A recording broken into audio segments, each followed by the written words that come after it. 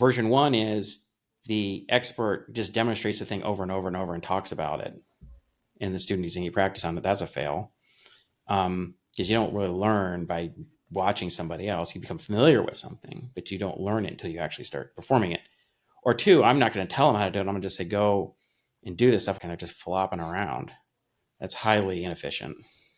Yeah, and it becomes so obvious when you think of it in terms of sports, like a tennis coach. Like imagine you sign up for lessons with a tennis coach, and the whole time they're showing you all these techniques and stuff, and Mhm. then it's done. Hour passes, like you're just holding your tennis racket the whole time. You haven't hit a ball or anything. You haven't even swung it. The other failure mode is they just say like, okay, you two versus you two, go play each other, and I'm gonna go run an errand. I'll be back in an hour. This is a dereliction of duty. This is not doing your job, right? So why in a math class would we expect the situation of the teacher just talking, the lecture, right, which we know from universities in particular, but typically most schools have done with this sort of a lecture, teacher gets up and just talks. Sometimes they cold call on people. And if they sign homework, it's like, okay, I'm going to talk about tennis for an hour, and then I want you to go practice by yourself, and maybe I'll have you take a videos, a couple of things, I'll give you feedback. Like that, no,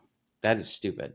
Anyway, anyone who has actually seriously tried to acquire skills in something, sports, music, art, anything like that, where it was important to develop these skills, they understand that this is basically how it's done. I mean, there's a little variation, you can change things up a little bit and whatever, but that's the core of what the learning process and a super efficient learning process would be. Because if you say, okay, well, someone says, well, that just feels really, I don't know, restrictive or this and it's like, okay, well, I have one group of kids, and you know, one group of kid does that, and other kids they just go and they hit around. The rich kids go and they get an instructor. In fact, they have like a bunch of instructors all working with them and pushing them through drills and working with them, giving feedback. The other kids, they just kind of go to the park and hit around. You'd be like, well, that's not fair. Well, I just thought you said it. Yeah.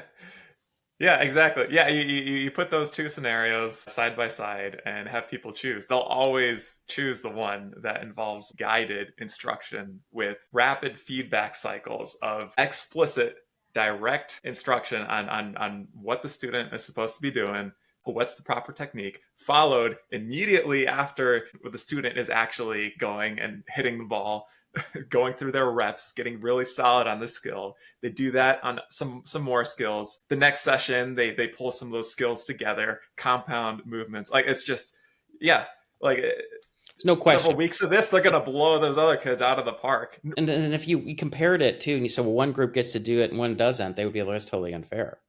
Why Yeah, do the rich kids get, private tutors and private coaches?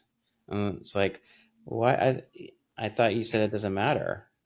yeah, Well, okay, like what matters, obviously. Like yeah. you'd be furious if the rich kids got this and your kids didn't.